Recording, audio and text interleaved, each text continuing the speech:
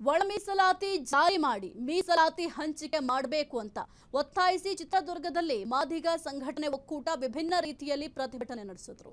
ಇನ್ನು ಜಿಲ್ಲಾಧಿಕಾರಿ ಕಚೇರಿಯ ಬಳಿ ಒಕ್ಕೂಟದ ಪದಾಧಿಕಾರಿಗಳು ಕುತ್ತಿಗೆಗೆ ಕುಡಿಗೆ ಕಟ್ಟಿಕೊಂಡು ಸೊಂಟದ ಹಿಂದಕ್ಕೆ ಪೊರಕೆ ಕಟ್ಟಿಕೊಂಡು ಆಕ್ರೋಶವನ್ನ ಹೊರಹಾಕಿದ್ರು. ಸನಾತನ ಹಿಂದೂ ಧರ್ಮ ನಮ್ಮನ್ನ ಬದುಕಲು ಬಿಡಲಿಲ್ಲ, ಆದ್ದರಿಂದ ಹಿಂದೆ ಆಚರಣೆಯಲ್ಲಿದ್ದ ಪದ್ಧತಿಯಂತೆ ನಾವು ಬದುಕಬೇಕಾಗಿದೆ ಅಂತ ಆಗ್ರಹಿಸಿದ್ರು.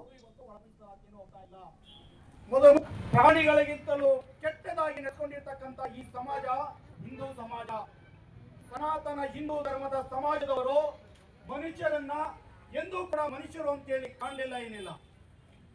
ಅವತ್ತು ಪಟ್ಟಭದ್ರ ಹಿತಾಸಕ್ತಿಗಳಂತ ಅನ್ಸ್ಕೊಂಡಿರ್ತಕ್ಕಂಥವ್ರು ಏನಿದ್ದಾರೆ, ಅವರುಗಳು ಈ ಸಮಾಜದಲ್ಲಿ ಹಿಂದುಳಿದಿರ್ತಕ್ಕಂಥ ಜನಾಂಗವನ್ನ, ಉದಾಹರಣೆ ಅಂತ ಹೇಳಿದ್ರೆ ನಾವು ಹಿಂದುಳಿದಿರ್ತಕ್ಕಂಥವ್ರು ಯಾರು ಕೂಡ ಬೆಳಗ್ಗಿಂತ ಮಧ್ಯಾಹ್ನ 12 ಗಂಟೆವರೆಗೂ ಕೂಡ ನಾವ್ಯಾರು ಕೂಡ ರಸ್ತೆಗಳಲ್ಲಿ ಅಡ್ಡಾಡದಂತ ಸ್ಥಿತಿ ಇರಲಿಲ್ಲ.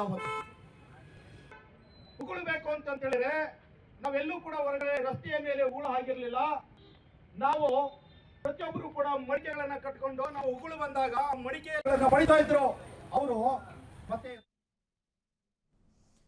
ಜಿಲ್ಲಾಧಿಕಾರಿ ಕಚೇರಿಯ ಬಳಿ ವಿಭಿನ್ನ ರೀತಿಯಲ್ಲಿ ಪ್ರೊಟೆಸ್ಟ್ ಮಾಡಿದ್ದಾರೆ. ಅಂದ್ರೆ ಹಿಂದಿನ ಕಾಲದಲ್ಲಿ ಏನು ಸಂಪ್ರದಾಯವನ್ನ ಅನುಸರಿಸ್ತಾ ಇದ್ರು ಅಥವಾ ಅಸ್ಪೃಶ್ಯರನ್ನ ಯಾವ ರೀತಿ ಕಡೆಗಣನೆ ಮಾಡ್ತಾ ಇದ್ರು, ಈಗಲೂ ಕೂಡ ಅದೇ ಆಗ್ತಾ ಇದೆ ಅಂತ ವಿಭಿನ್ನ ರೀತಿಯಲ್ಲಿ ಮುಂದೆಗಡೆ ನೀವು ಕೂಡ ಗಮನಿಸ್ತಾ ಇದ್ದೀರಾ. ಮಡಕೆಯನ್ನ ಕಟ್ಕೊಂಡಿದ್ದಾರೆ, ಅಂದ್ರೆ ಉಗುಳು ಬಂದಂತಹ ಸಂದರ್ಭದಲ್ಲಿ ಅದರಲ್ಲಿ ಉಗುಳಿಕ್ಕೆ ಜೊತೆಗೆ ಹಿಂದೆ ಒಂದು ಪೊರಕೆಯನ್ನು ಕೂಡ ಕಟ್ಕೊಂಡಿದ್ದಾರೆ. ಯಾಕೆಂತಂದ್ರೆ ಹಿಂದಿನ ಕಾಲದಲ್ಲಿ ಅವರು ಓಡಾಡುವಂತಹ ಜಾಗದಲ್ಲಿ ಅಂದ್ರೆ ಕ್ಲೀನ್ ಆಗಿರಬೇಕು, ಅದು ಅದೇ ರೀತಿ ಗುಡಿಸ್ಕೊಂಡು ಹೋಗ್ಬೇಕು ಅನ್ನೋ ಉದ್ದೇಶದಲ್ಲಿ ಈ ರೀತಿಯಾಗಿ ಅಸ್ಪೃಶ್ಯರ ಮೇಲೆ ದೌರ್ಜನ್ಯ ಮಾಡಲಾಗ್ತಾ ಇತ್ತು ಅಂತ ಹೇಳಲಾಗ್ತಾ ಇತ್ತು. ಈಗ ಅದೇ ರೀತಿಯಲ್ಲಿ ಒಂದು ವಿಭಿನ್ನ ರೀತಿಯಲ್ಲಿ ಪ್ರೊಟೆಸ್ಟ್ ಕೂಡ ಮಾಡಿದ್ದಾರೆ. ನಮಗೆ ನ್ಯಾಯ ಬೇಕು ಅಂತ ಕೂಡ ಒಕ್ಕೂಟದ ಪದಾಧಿಕಾರಿಗಳು ಕೂಡ ಈ ಒಂದು ಪ್ರತಿಭಟನೆಯಲ್ಲಿ ಭಾಗಿಯಾಗಿದ್ರು.